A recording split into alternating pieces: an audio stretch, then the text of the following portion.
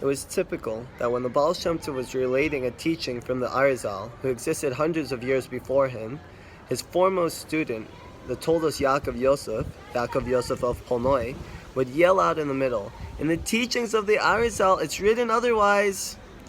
And so it happened. One Erev Shabbos evening, the Baal Shem Tov was sitting and learning a teaching from the Arizal with the Arizal.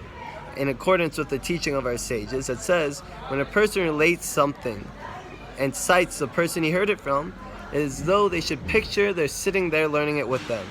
And sure enough, for the Baal Shem Tov, this was the case. When he was learning a teaching from someone, he was sitting across from them, literally learning from them, seeing them and hearing from them. And so, while the Baal Shem Tov was learning from the Arizal, he woke up his student, Reb Zev Kitzes, who was sleeping next to him, and told him to listen and pay attention to what the Arizal was saying, so that if it would happen that the Toldos Yaakov Yosef would yell out, he would have someone to testify. And sure enough, the next day, when the Baal Shem Tov was relating this teaching, the Toldos Yaakov Yosef yelled up, "In the teachings of the Arizal, it's written otherwise." And so the Baal Shem Tov called on Reb Zev Kitzes to stand and testify that exactly as the Baal Shem Tov had said it, is exactly what he heard from the lips of the Arizal himself. Shavua Tov.